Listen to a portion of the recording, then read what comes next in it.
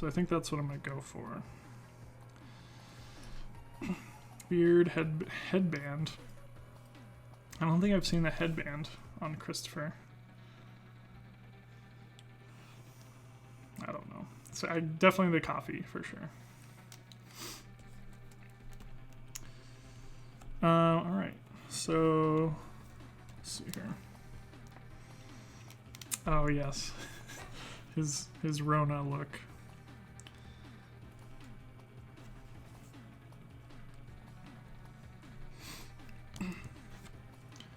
Also haven't really warmed up as far as drawing goes today, so you'll see me at my worst and then hopefully progressively get a little more in the flow.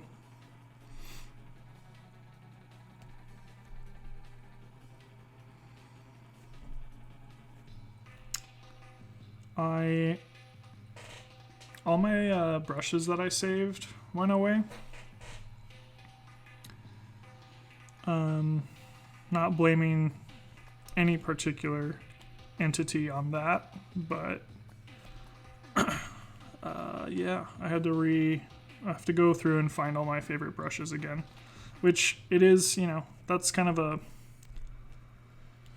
that's not, the end of the world, the fact that you have so many brushes to choose from that you have to go through and find them, but it's a good problem to have, I suppose. I was trying the gouache brushes from Kyle Webster a bit. Maybe I'll try those. Kind of want to try something different than my normal brushes, so I'm gonna try a gouache brush. Let's go.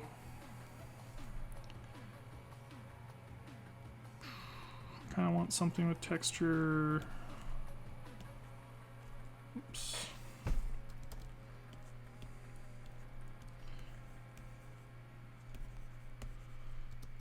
Yeah, I think that could work. So I'm gonna do my thing where I turn on the brush dynamics, or color dynamics rather, because yeah, I can't live without that. So the other thing I do is if I turn on the color dynamics, I like to save the brush so I can, otherwise if you switch brushes and you go back to it, typically the color dynamics will fall off of it, so you have to keep going back into the brush menu. So let's just name this Gouache Dynamics. Okay. And then for color palette, I'm thinking kind of like blue violet, like dark blues, kind of indigo almost. For the cave, and then maybe we'll get some green kind of puddles or something in there.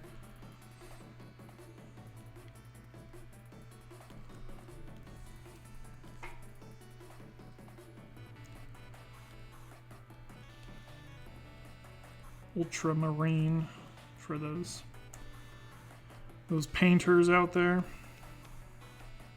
Shout out to painters just like me.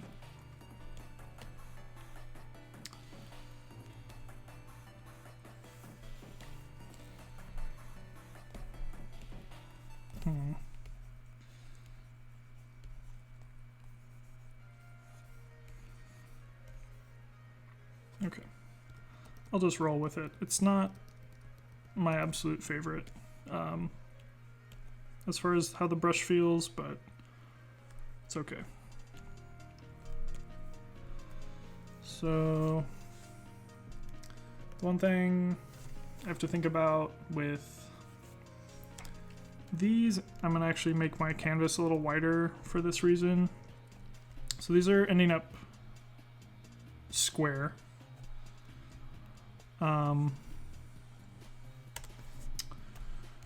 Because they're living on Instagram. But the kind of elements in the scene themselves, I want them to be a bit larger.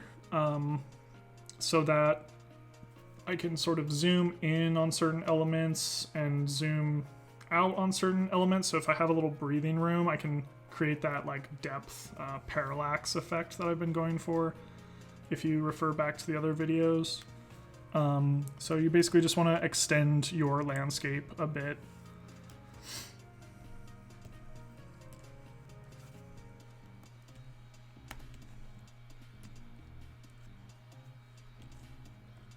Oops.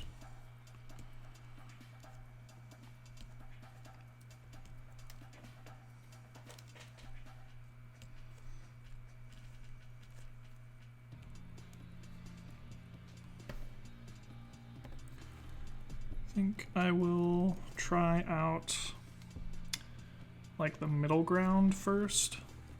Pretty much separating all of these into like, there's like the sky, which is the very furthest back layer. Then you have kind of the background, which is more ambient and a bit more diffused looking to give that kind of atmospheric perspective.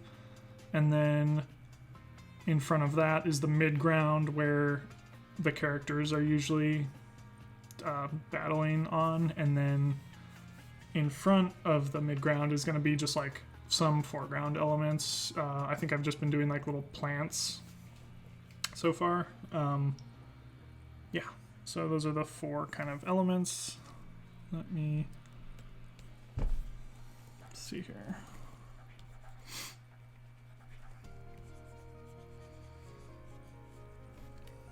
See if I can zoom in.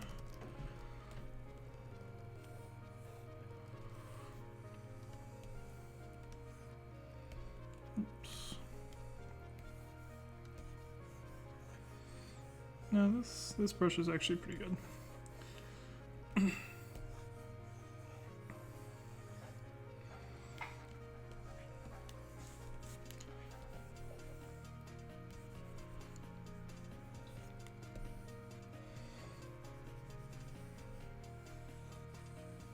The other thing I've been doing is kind of, I usually draw the environment first, and then that can, I guess you could really do it either way, but just keeping in mind the sort of values. So this foreground is going to be relatively dark since it's this kind of dark blue. So, you know, you're just going to want, if you made like a ninja or something that was dressed in all black, that would just be tricky as far as contrast goes. And I want people to be able to see the silhouettes of the characters that I'm animating with relative ease. So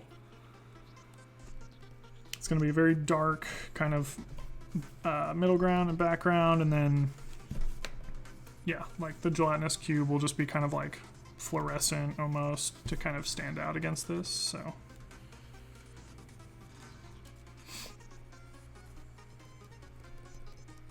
I think I need to zoom in a little.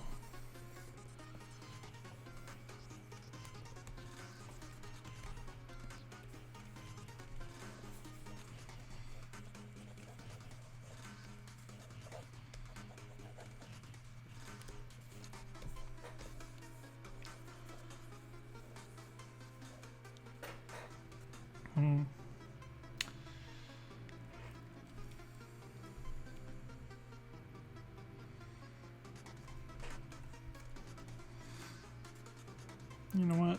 I'm gonna go back. I really like this brush that I discovered on our Experimental Wednesday stream that I did a while back. I'm actually gonna use this one. It's part of the newer brush set. It's called Sabertooth. It's very textural. I think that might be a bit better for this kind of underpainting. Going to turn on the color dynamics because once again I can't live without. And then I will save this. Can't type.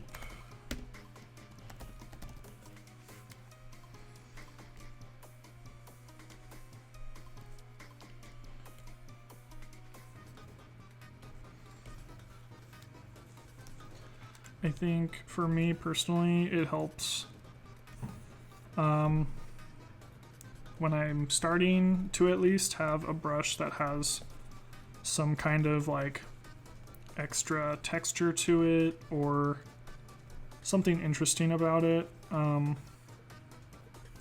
can see I'm getting like, with this brush, I get lots of texture. It just helps me sort of like have like, it has like a Rorschach effect for me where I will start to see like, oh, like rocks would be here. That's like somewhat being mimicked by the texture, or yeah, it can, I don't know, just sort of populating the space with like texture can just help me be a little more excited about it. So otherwise having to manually create all that texture intentionally, yeah. So let's see here. So yeah, I kind of want, like I was saying before, like a ceiling.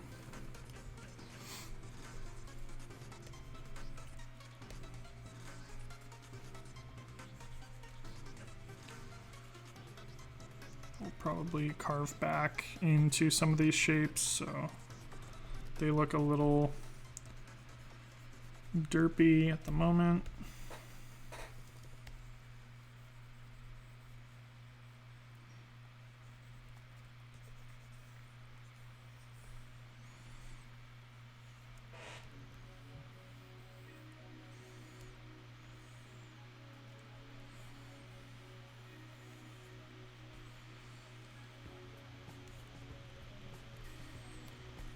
My computer is sounds like a jet engine.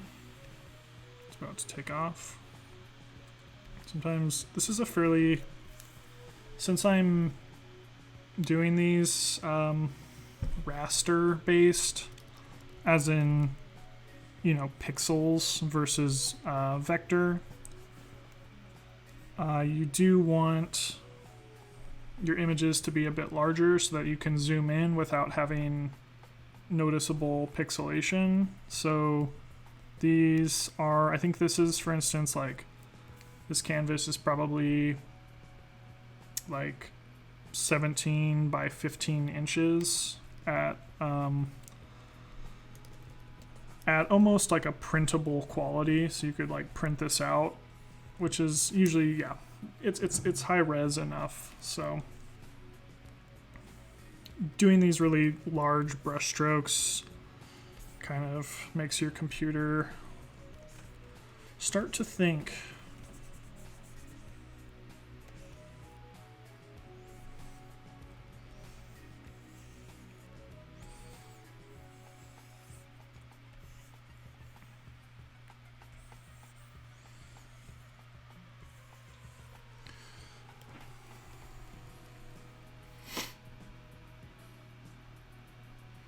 I can already kind of tell that this is,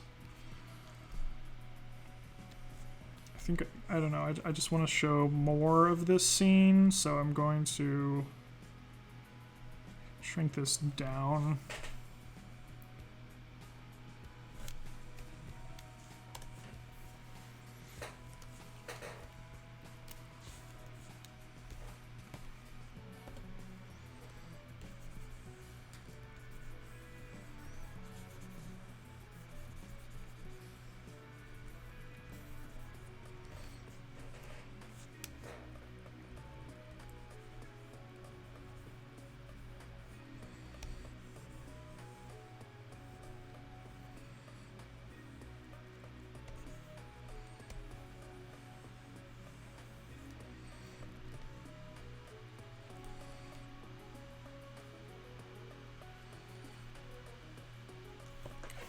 Should probably consult some kind of reference photo for this cave. We'll see.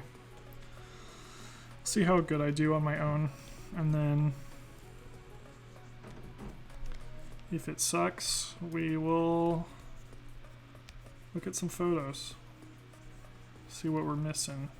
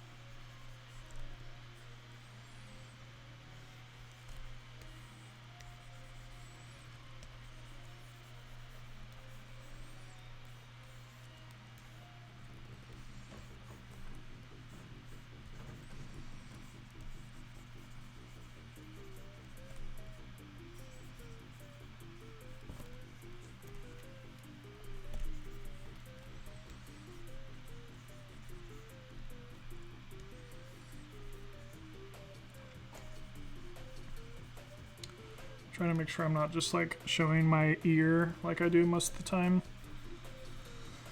It's a posture thing.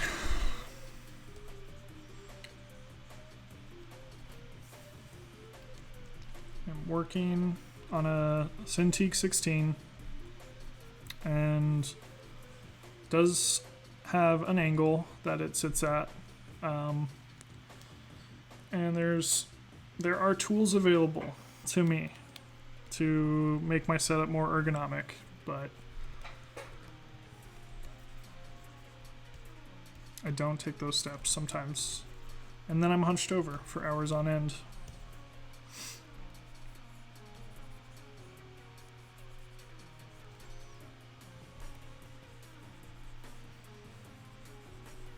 But otherwise, I mean, yeah, I mean, Wacom, not to plug the product too much necessarily, but ergonomics are kind of have been integral to the designs for the inception of the company. So it's been slowly sort of honed over the years.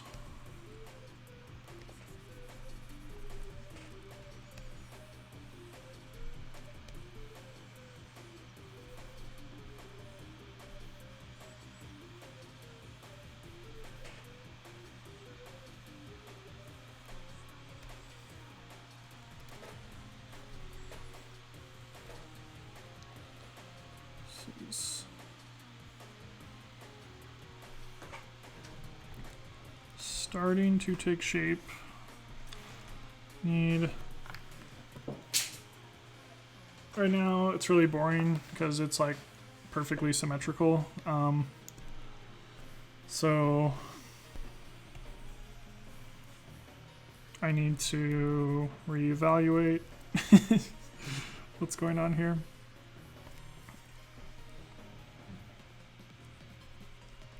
And just kind of, once I get in some detail, I find it helpful to, people always say like,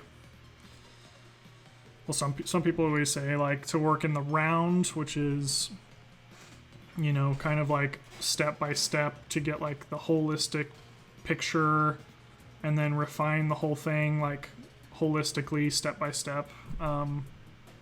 And I agree with that for the most part, but for me personally, it helps my drive to complete an image if I focus in on an area and get it to a finished quality, and then it helps me see what the rest of the piece could look like if I decide to dedicate more time to it. So that's something helpful for me, is just like do whatever excites you. If you're like, I want to go in and spend a bunch of time like shading this rock, as long as that like just kind of helps inspire the rest of the piece, go for it.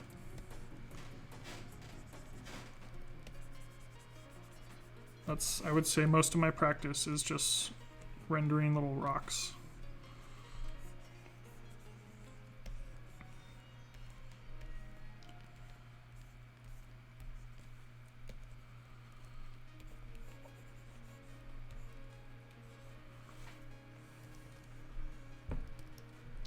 Happy little rocks.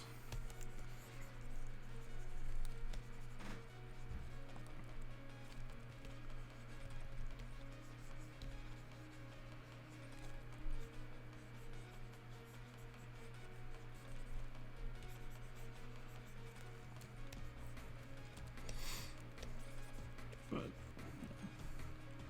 I'm actually seeing where this brush might not be the best for refinement, so I don't know.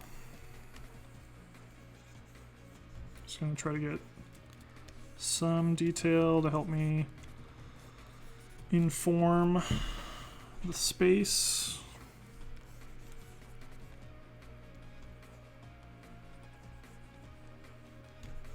Kind of want to go for like sort of like salt mine, or you know, I'm sort of imagining like, I don't know, I guess again, this is where research helps, but like sort of like sulfur pits or something, where it's like that kind of like smooth rock that's built up. It looks like little dollops of like sediment that, you know, that's what I'm going for. You know what I'm talking about.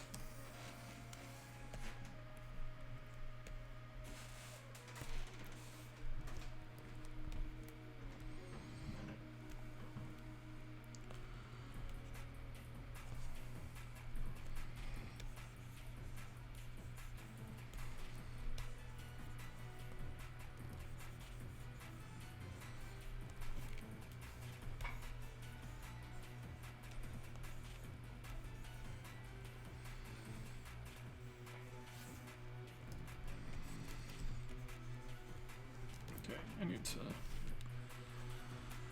same before, this looks too symmetrical, it's kind of boring, so I'm gonna delete this guy.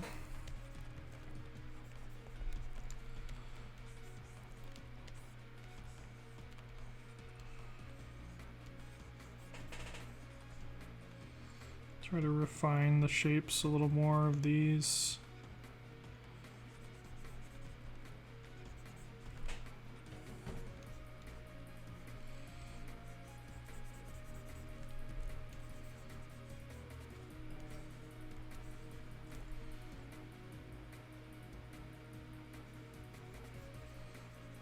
I can see, now that I'm thinking about it, it'd be more interesting if maybe all the ceiling isn't shown in the composition. It's like the sky is breaking, is like hitting the edge of the canvas here and there, so opening up like this area here. It's a little more interesting than if there's just like a flat compositional piece across the whole top.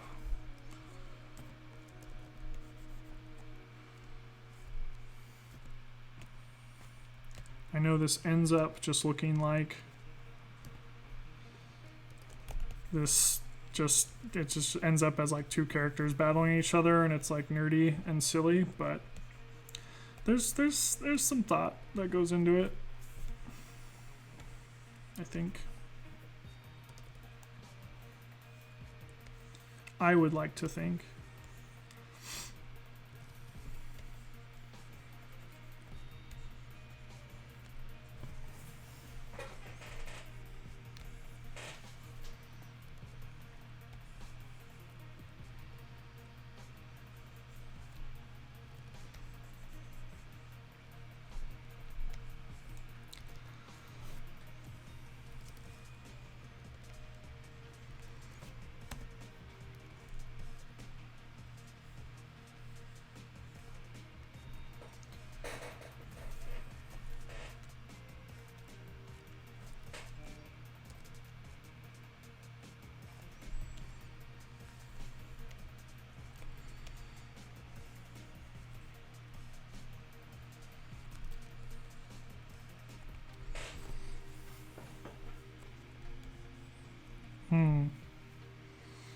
Now I'm thinking.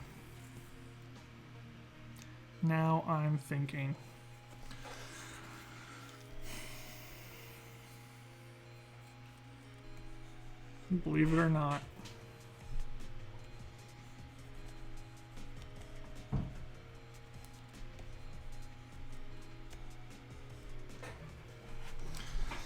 This is a thinking man's piece here. Really makes you wonder what's going on in this cave.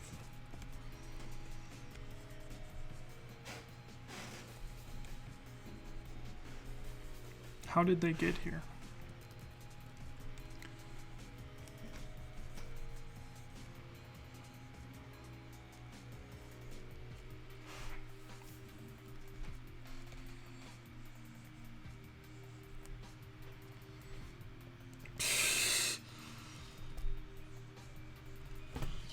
Old Greg. That's a throwback.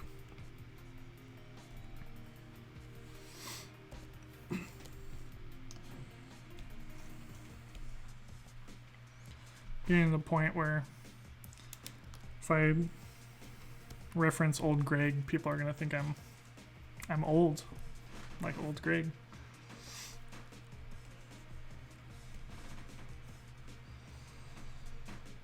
I'm Old Greg.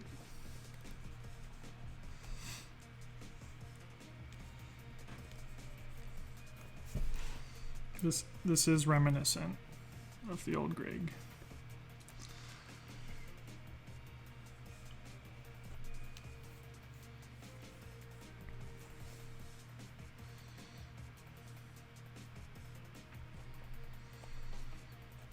So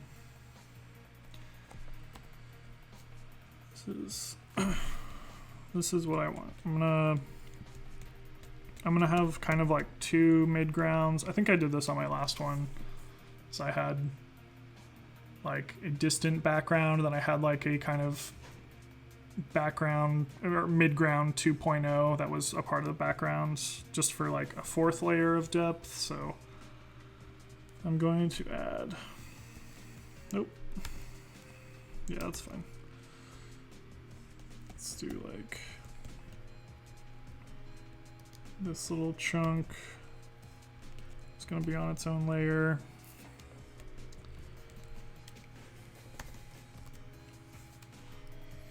Probably going to shrink this guy down. So this is what I always do, is like whatever edges of the canvas I have, I always like crop my composition to make it make sense within that frame. But then I'm like, wait, I need more breathing room, so I have to like take what I've made and shrink it down. So like edit scale.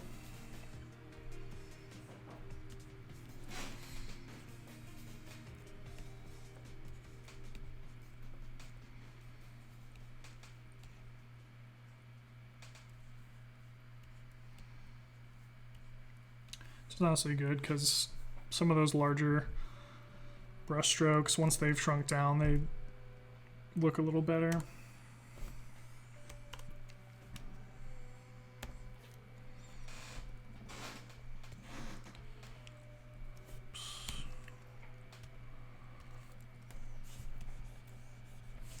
just gonna kind of do this all in like this one indigo hue for the most part, until I get just kind of the overall shape of everything. And then I'll go back in and maybe hit it with some colors, some different colors. I'm just sort of doing like a value painting at the moment.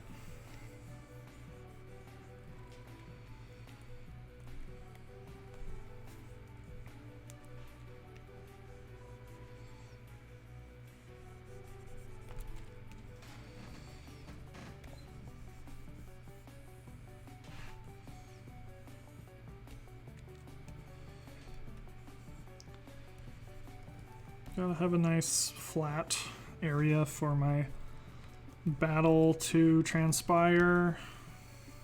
Otherwise I'd have to animate them like up a slope the whole time.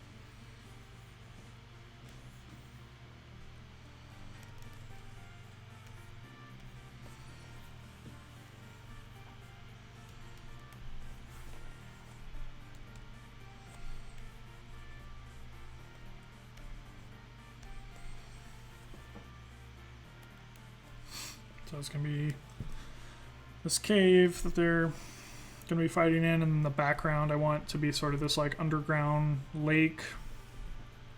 Kind of thinking of the scene of like, well, either like Golem's little lake cave thing, or yeah, something like that.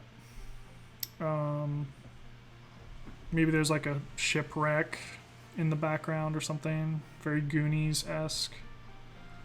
So that is the vibe.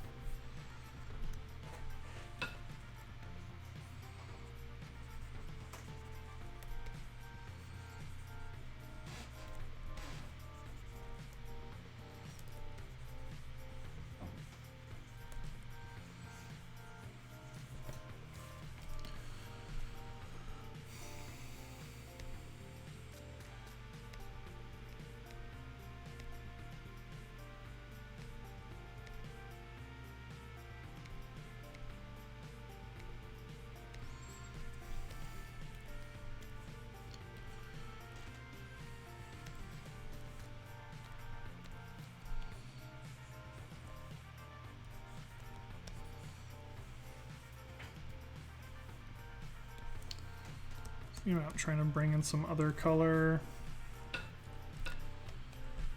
but I think I'm actually gonna stick to the original plan and just try to figure out the shapes and the composition first, and then I can kind of go back in and add some variation.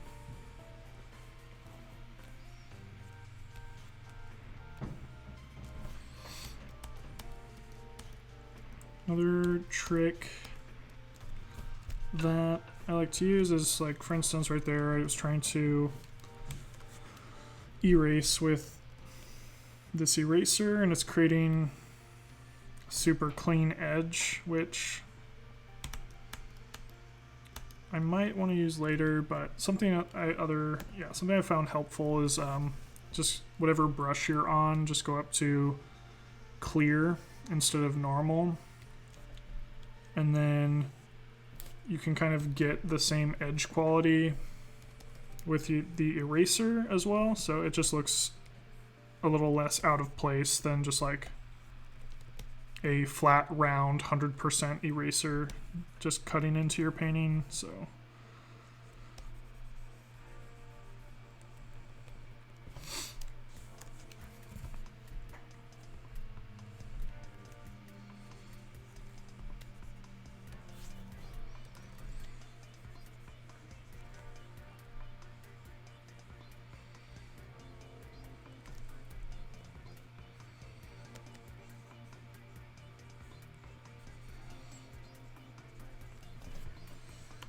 Although this does add some, leave behind some little bits that you have to be careful about, because those will definitely show up in the animation. They'll be a little more apparent if they're moving.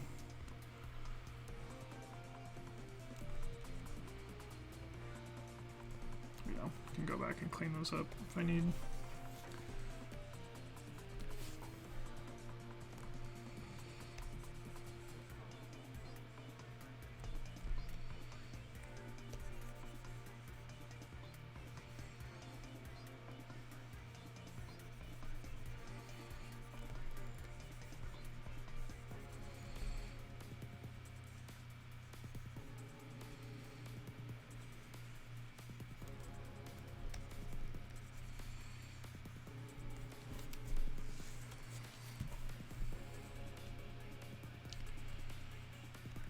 Right now I'm just sort of focusing on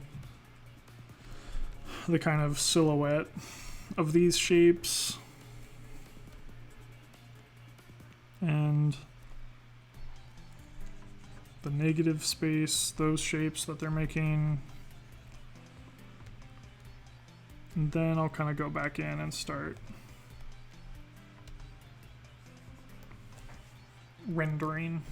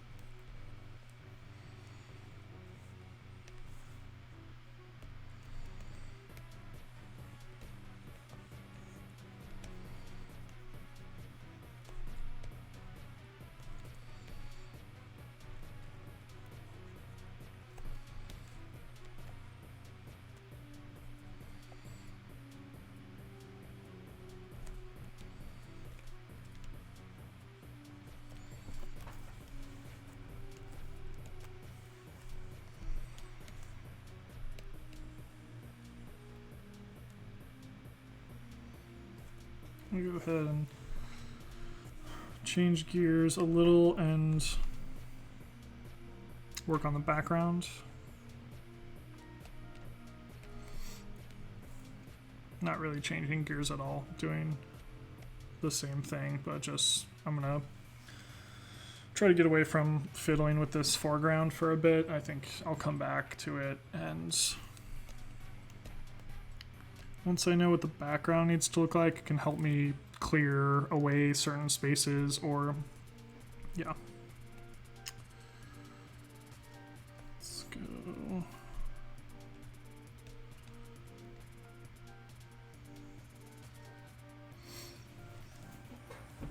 I've been doing these backgrounds fairly analogous scheme. I'm probably gonna stick with that, and I don't think I've really done any like purples yet, which is usually my go-to, so I think I can get away with leaning back on that crutch. Just comfort zone kind of thing.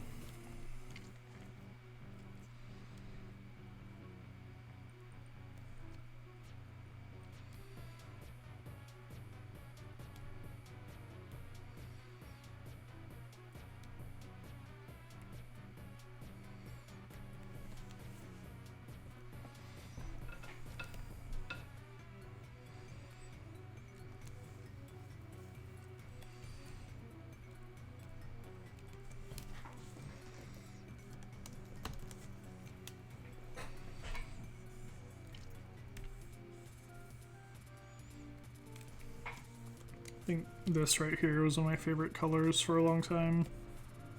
Still appreciate it. It's like a periwinkle, I suppose, or kind of pale lavender, I think.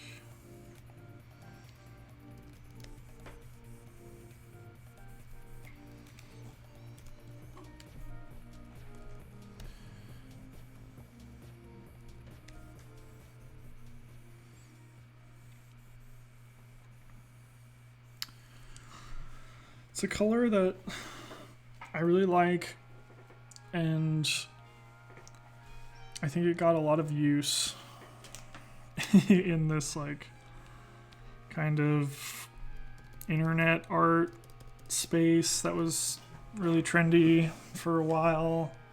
Not anymore, I don't think. And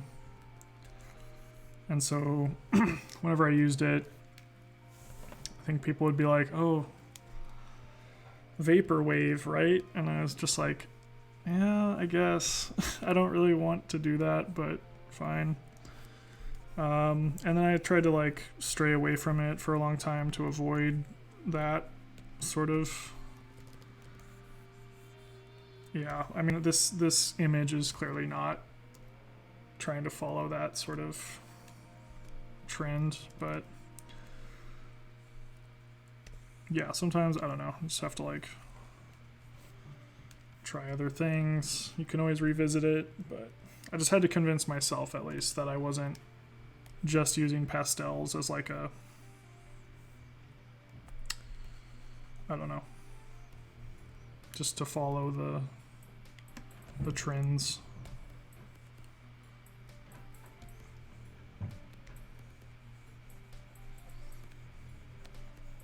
It's hard to not at least get a little kind of, whether you want to admit it or not, like some just subliminal kind of like influence from what sort of the popular visual styles are. I feel like they always creep their way in, whether you want it to or not, just because people are usually looking at social media and whatnot. And I don't think it's a bad thing to sort of bring those into your practice. It's just sort of, you're just showing that you're kind of participating in the ongoing dialogue.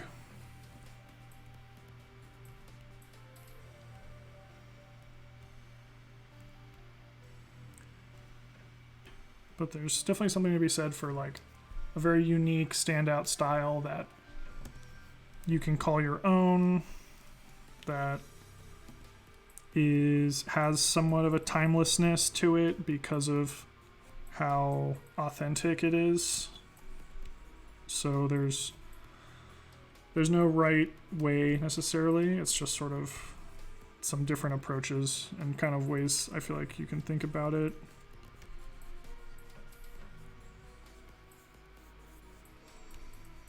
Something to think about.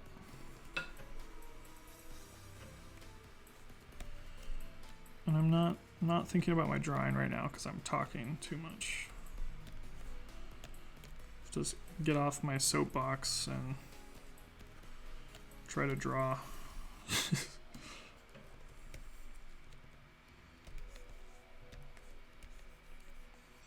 Alright, I'm kind of over this brush. It's not reactive enough to what I need. This one is it's like the opposite. It's like very buttery. Every little variation in pressure is like very apparent. It's a little too slick looking, I think.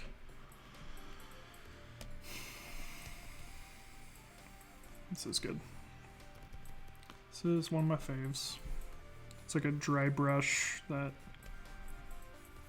I've added some color dynamics to.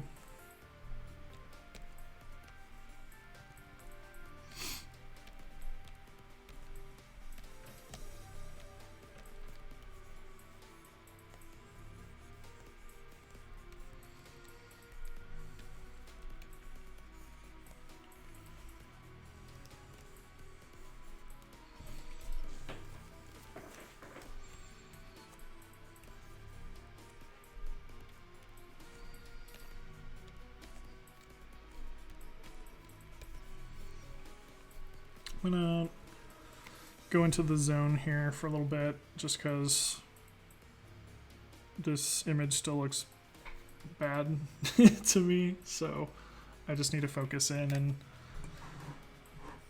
get it to a spot where I can start refining it. So if you have any questions, I'll be sure to respond, but for probably the next... Did I hear about the coal mine that caved in? No, I didn't. Been kind of like... I don't know. I've been checking the news, but I don't... I try not to too frequently. That sucks, though. I mean, that's an understatement, but... Oh my god. Damn you. You trolled me. You trolled me.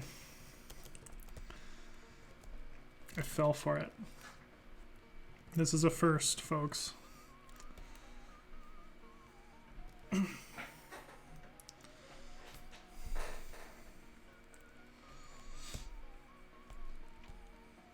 I will remember this.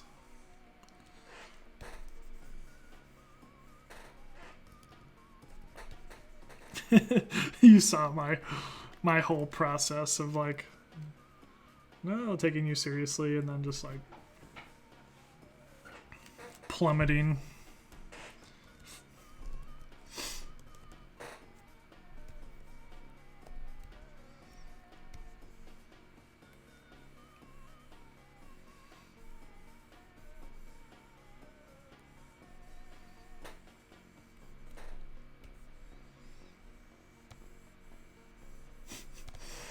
You are the worst, sir.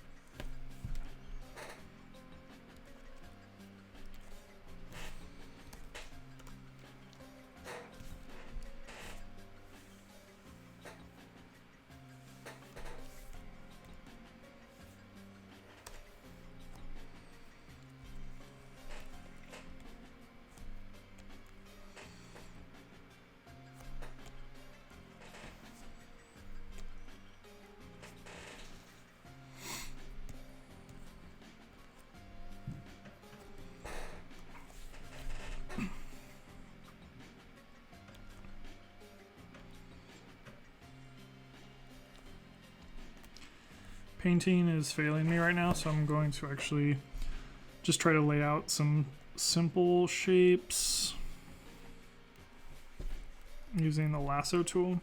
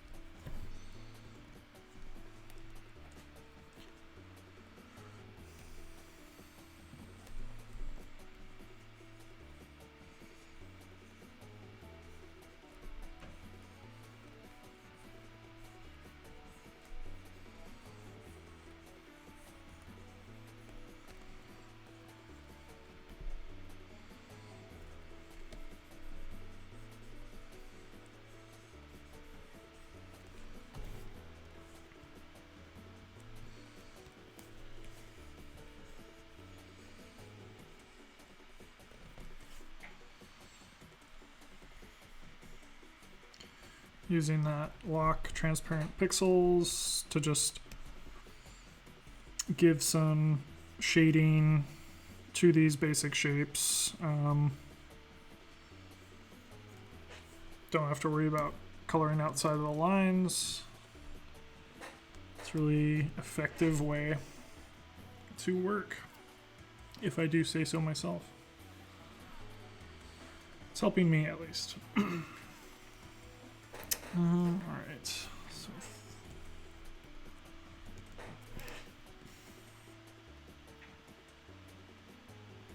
think of like another background here.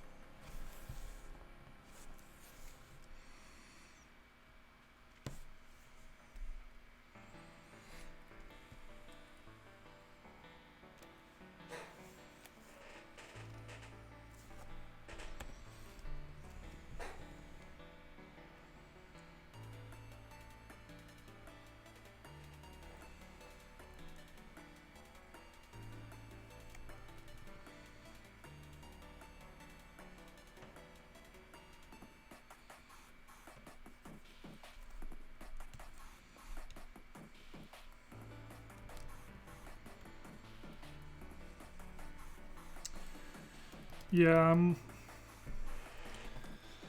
just like trying to get just the basic sort of atmosphere going on, so sort of like layering those shapes. I'll probably go back in and add a little texture to them, but I guess I don't want them to be super distracting, so they should remain pretty subdued. Oops.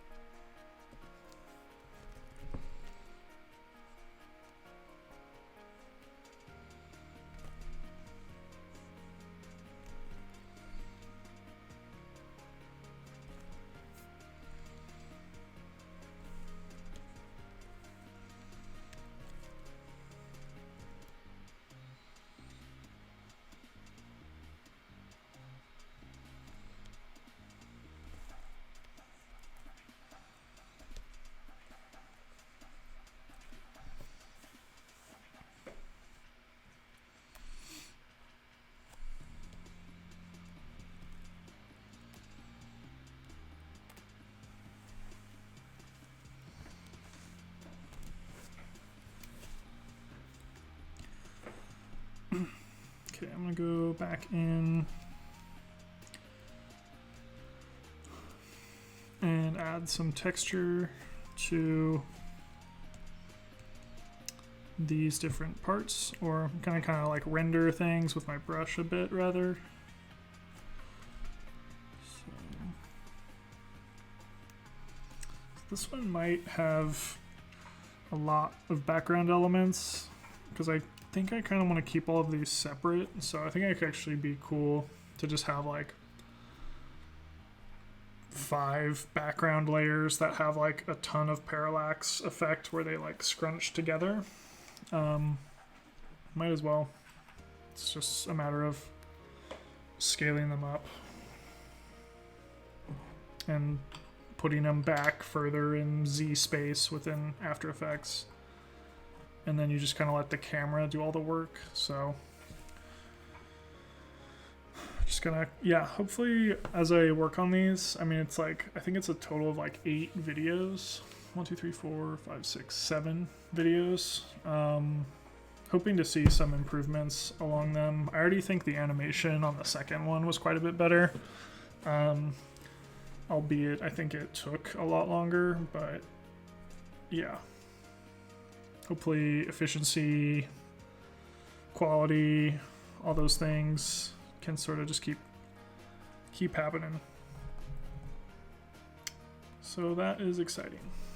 Because I think an animation of this scope would, you know, even like a year ago, I think would have taken me a lot longer. So it's true, you have to practice.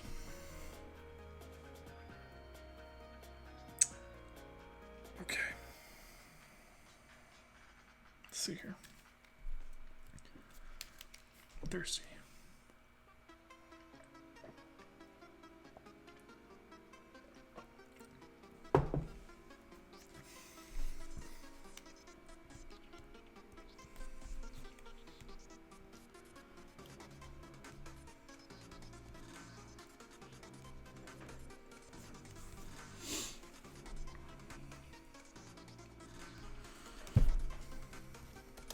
Name my layers.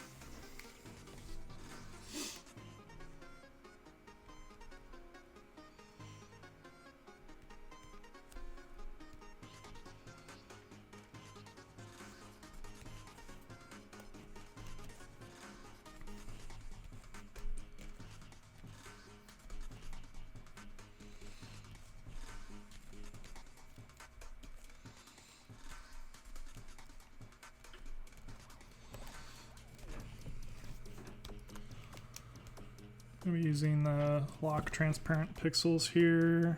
Just gonna sort of add some interest to these background shapes. I'm gonna try to spend not too much time on them, since in the grand scheme of this animation, it's not the most important thing ever.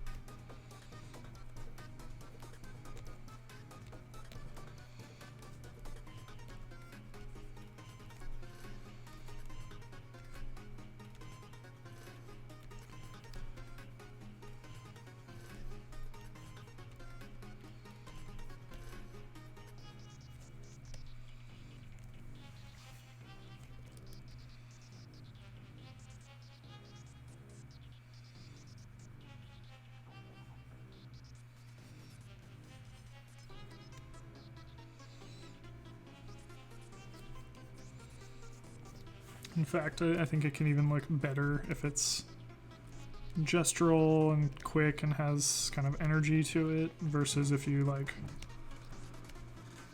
really try to labor things. Goes back to that Bob Ross style. The patron saint of painting.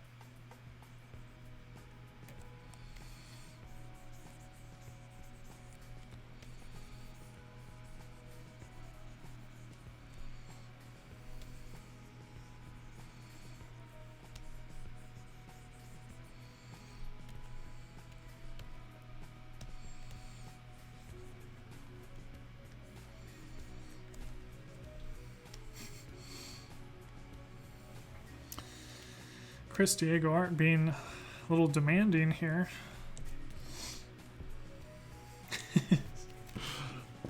I don't see any merfolk.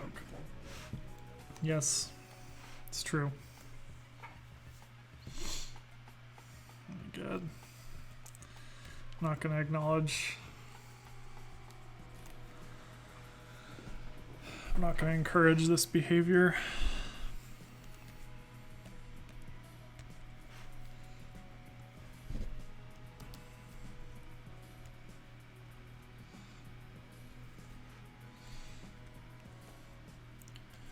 Have a troll in the chat.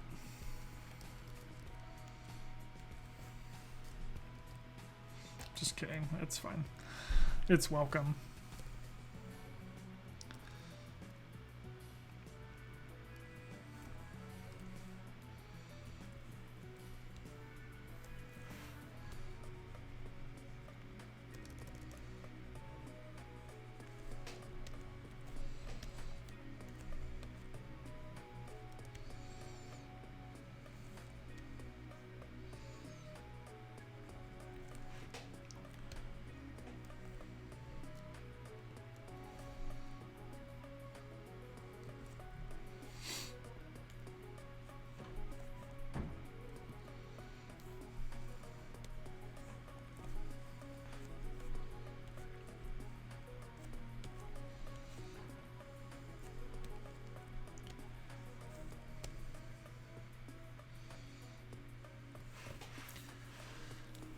Yeah, it's true.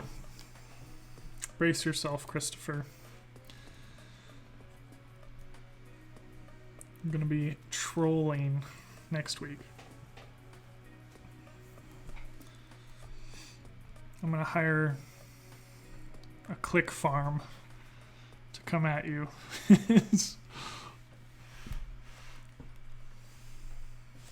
What did the sea say to the mer person? Sigh.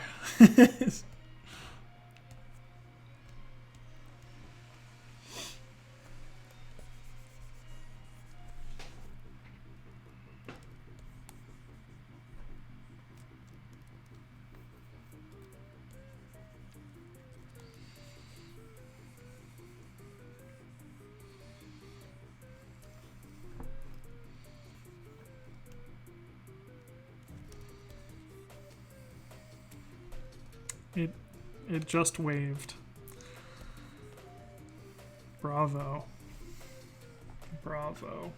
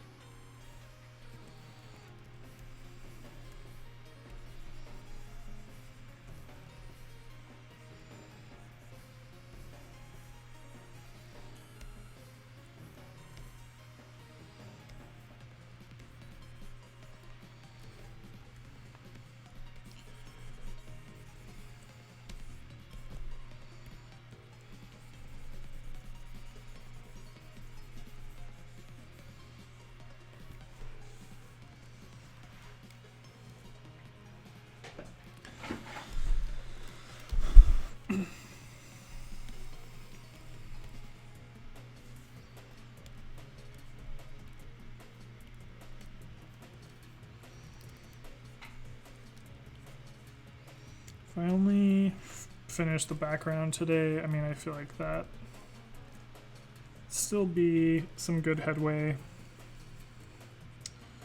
Even though I know characters are a little more exciting. I could maybe change and try to draw those as well if I just get to a satisfactory part of the background, which I think is coming along. There's some spots that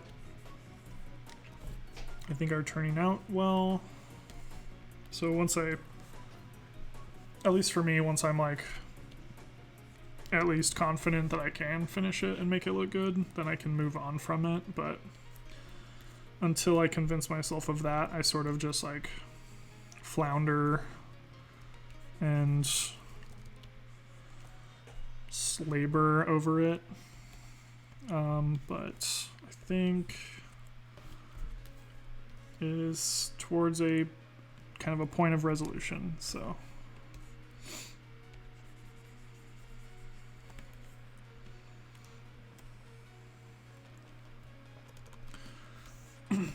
Yeah, it's like a, it looks slightly different on my two screens, so I can't really tell. I'm gonna trust the Cintiq screen, that color accuracy. But yeah, it's kind of like a pale lilac, kind of ashy purple.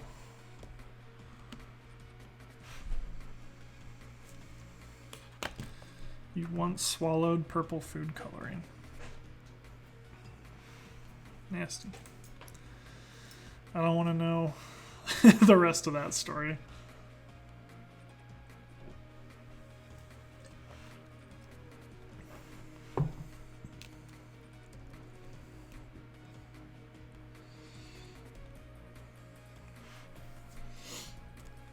Oh my god. I looked at it and I was just like, okay, but you got me again. That one was worse because it took me a second. I can't believe now I just can't trust anything you say, because they all, from a normal perspective, look like the setup to a joke, but I'm just not seeing it every time.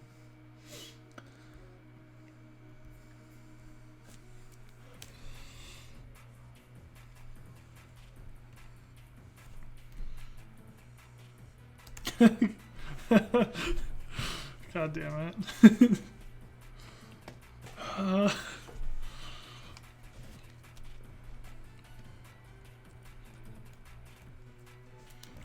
You will pay for these crimes.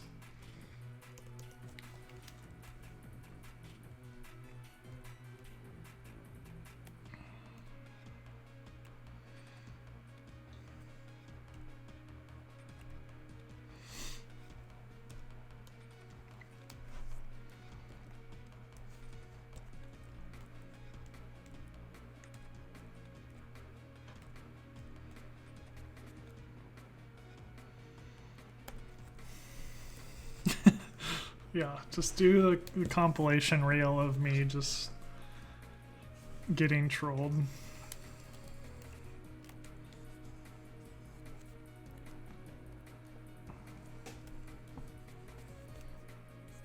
Does the chat show up in the download? I mean, I'm sure you could choose to have it that way.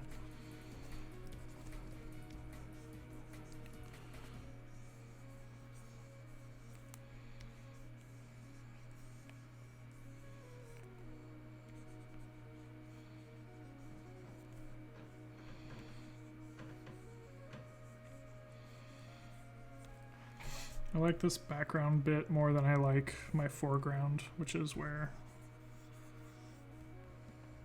people are going to be looking. So I just have to make sure the foreground looks cooler.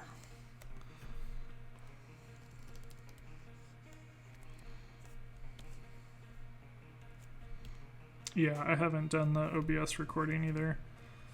I've just downloaded from Twitch, and I don't think that has the chat embedded, but you could just screen cap the parts, I guess.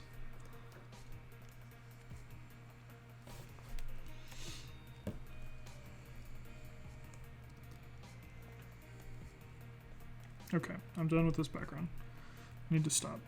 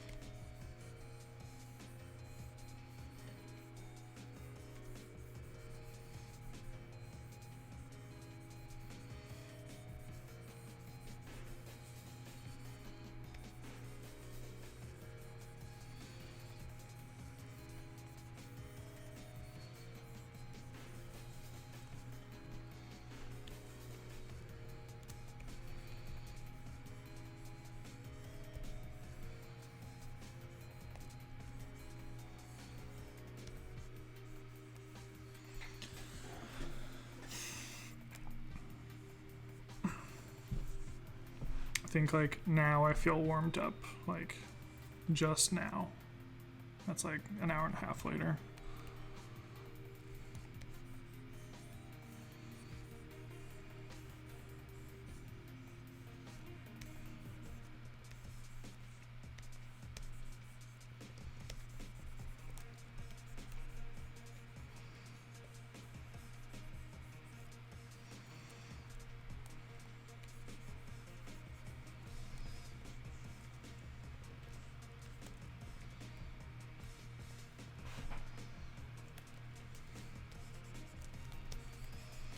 Which means I may be able to at least do a character.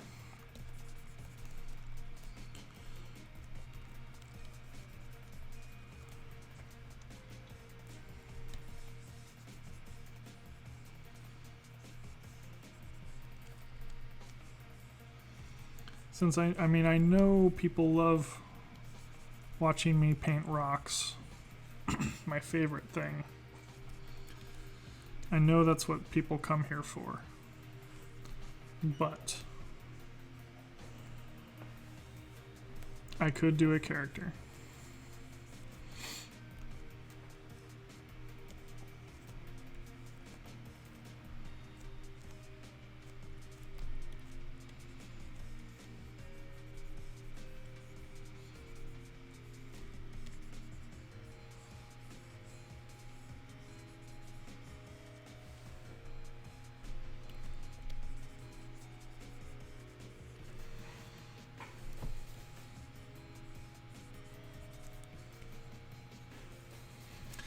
Thank you, Wacom Experience Center.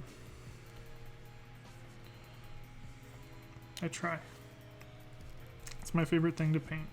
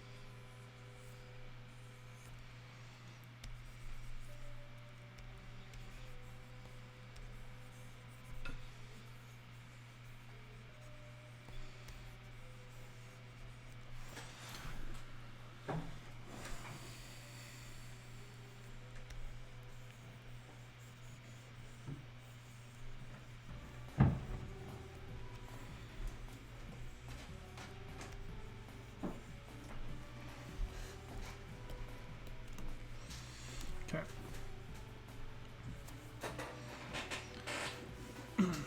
The stage is set. It needs a little more work, but it's everything's in place, so I can shift over to draw on something.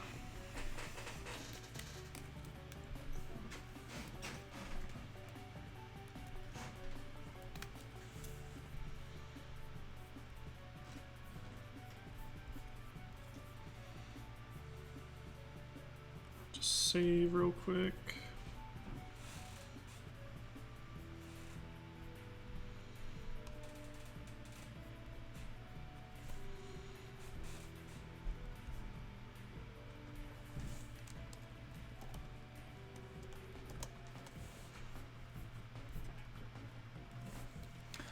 Here's a question for chat.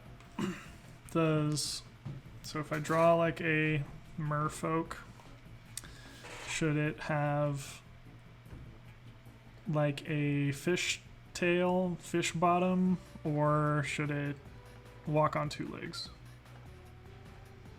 What do you think? Uh-oh. Did I freeze?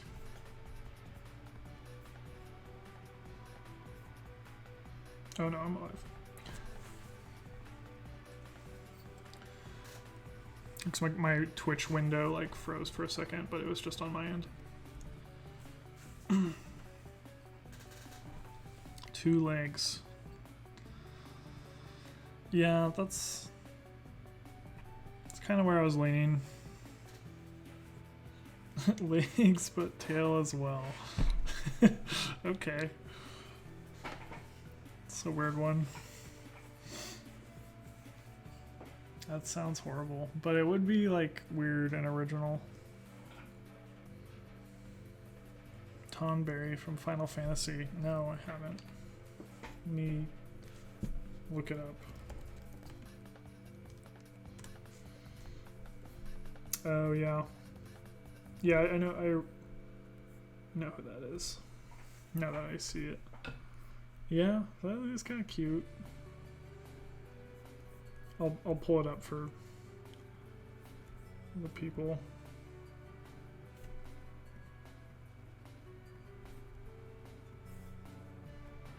This is the source of inspiration, perhaps. It's pretty cute. I do like the little cloak on him. I mean, that was sort of what I had in mind. To be like a mystic or a shaman or something. Merfolk warlock.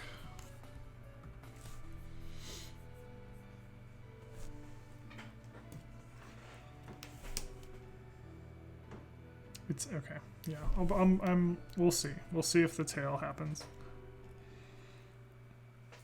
I don't trust myself to make it look cute, so I think the tail would just be added weirdness. It would definitely lose the vote. Old Greg style merfolk. I don't know what that looks like. Just old boot.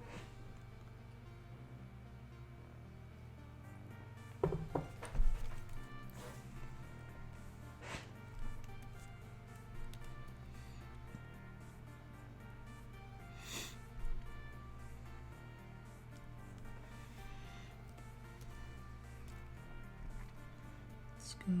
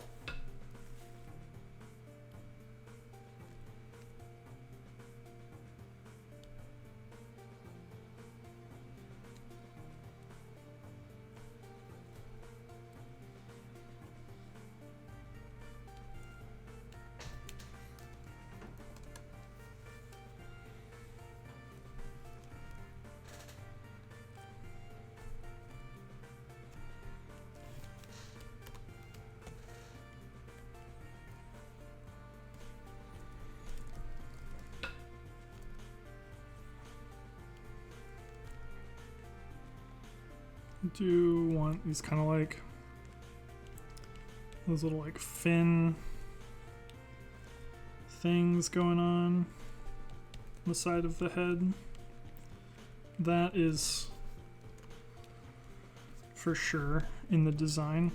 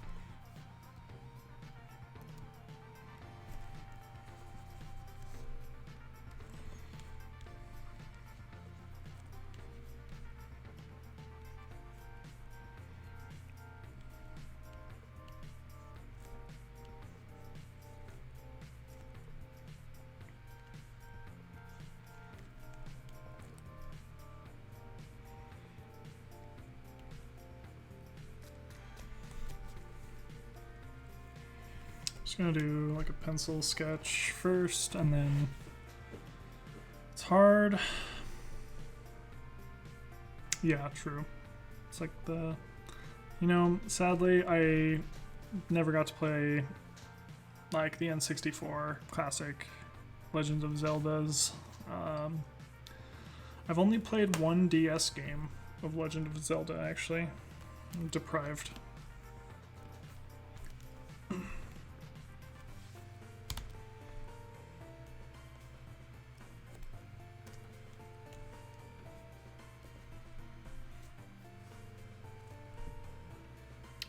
I would watch friends play it. It was pretty great.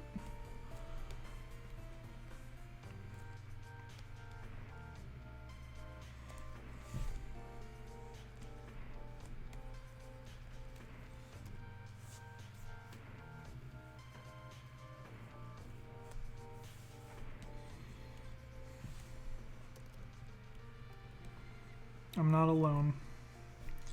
Not everyone has played Ocarina of Time and Majora's Mask.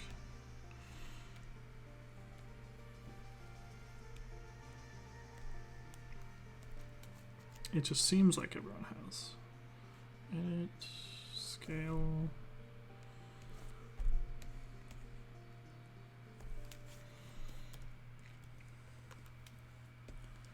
I had classics like A Bug's Life. Thanks, Mom. No, I'm just kidding. I should be appreciative. Bug's Life was a fine game. Star Fox was my favorite on N64.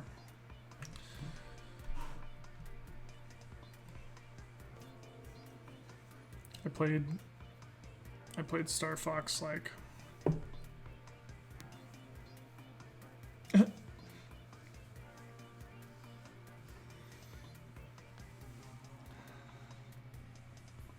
we got.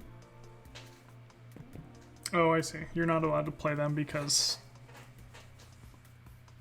it's always being played. The console's never available.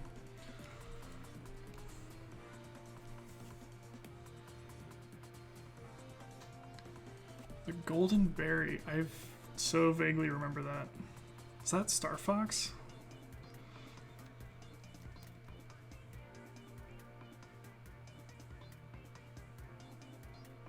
No. Oh, you were talking about Bug's Life. Yeah, that's right. Bug's Life. Oh my god. The Golden Berry. I totally forgot about that.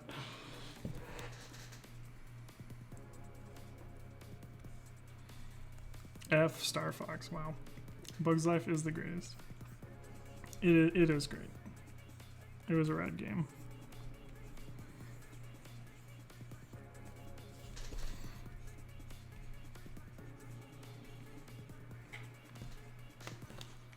I also had this game that was called Beetle Adventure Racing, and it was like all about like Volkswagen Beetles, like the car, and it was like a Mario Kart kind of ripoff where they could like shoot rockets at each other. It was really goofy. I had a few games, but yeah, I don't know. Good times, to be sure. I also had the Toy Story game, which was difficult. I feel like all those games I would always hit like a wall. There was always like one level that just like destroyed me. I want to say in Bug's Life there was like a level where you had to sail on those like dandelion seeds, and I could never. It was like the level after that where like the bird is coming for you. I don't know. It was difficult. I don't think I ever made it to like the Bug City.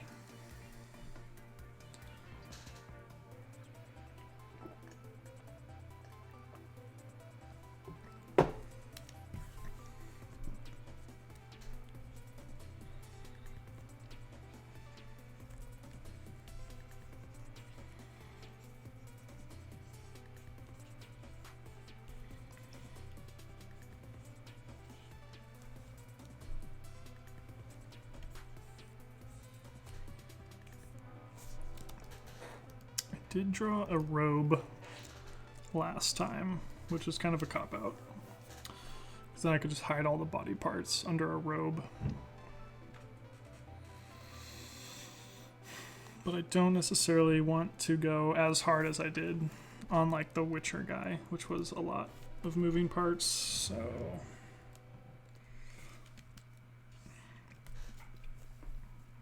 I'll just do the robe, it's fine.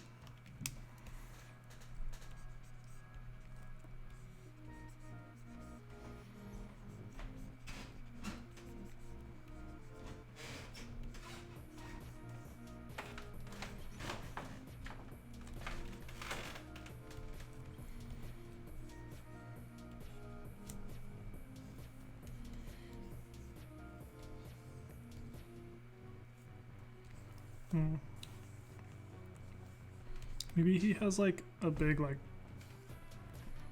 fossil or something on his back. I feel like that could be cool.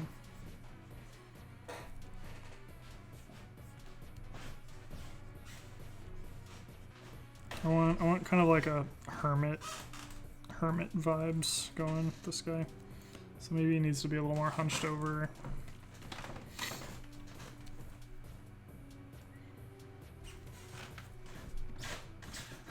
Trilobite, that could be sweet.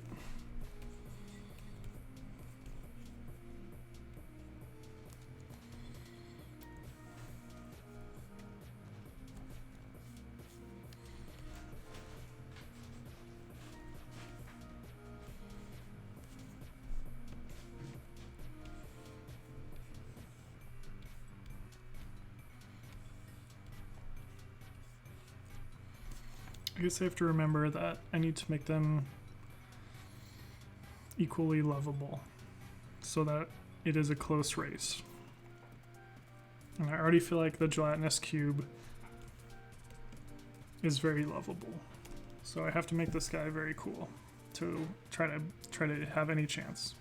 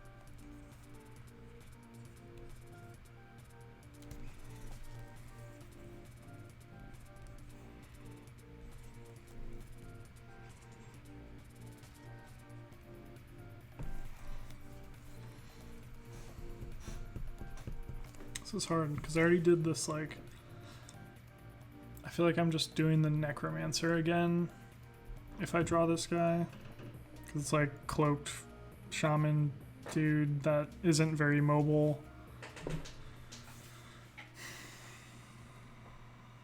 I might have to abandon the merfolk.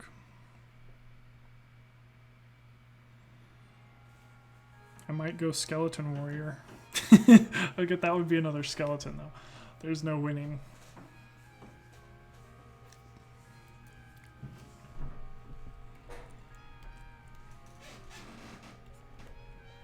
I just have to make the merfolk cute. I think that's the key. Yeah, I could have a trident. That's a good idea.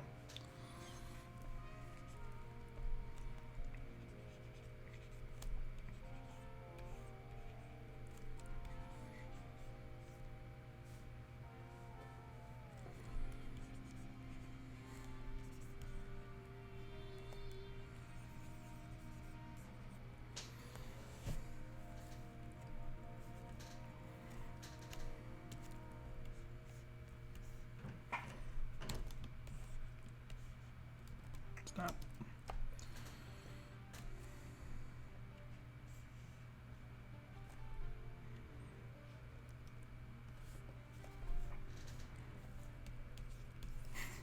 Sequin cloak. That could be sweet. I could see some like scale armor for sure.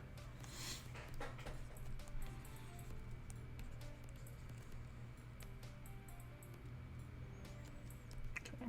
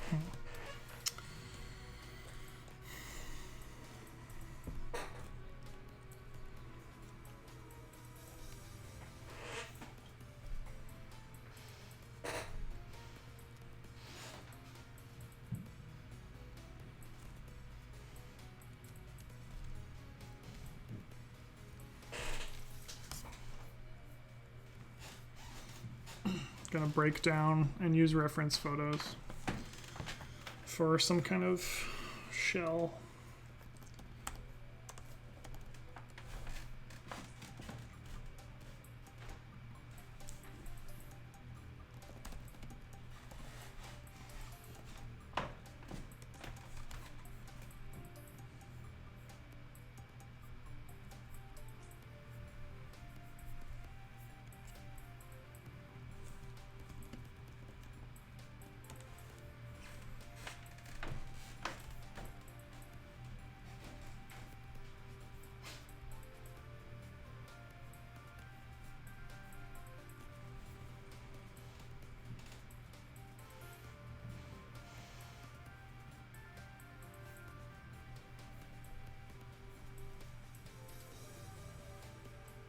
Sorry, no, I'm just staring at my screen over here.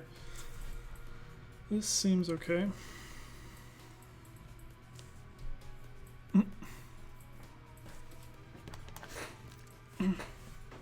Thanks, Vector Stock.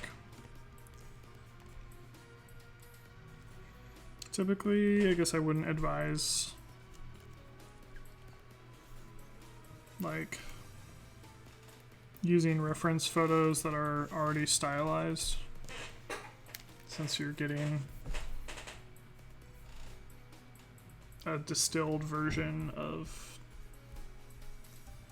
the actual thing, but it's honestly I guess, like, I don't know, like botanical illustrations and scientific illustrations can be sometimes more informative than the real thing, just because of like how precise they are. There's some interesting photos, but I'll just go off that. Ooh. Okay, now I'm just looking at scientific diagrams. Okay. Back to the task at hand.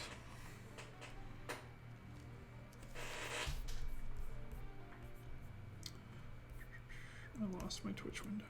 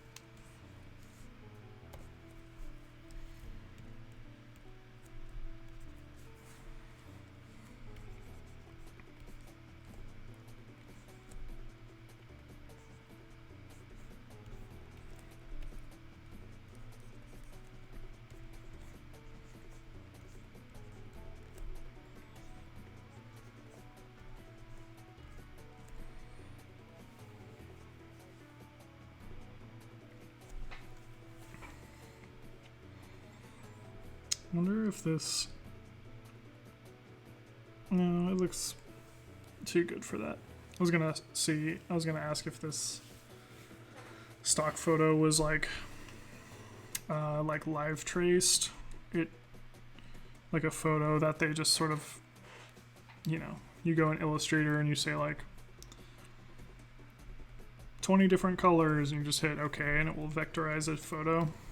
It like looks like that in some parts, but then it looks more refined, like the black outline some places. So it's probably a legit illustration.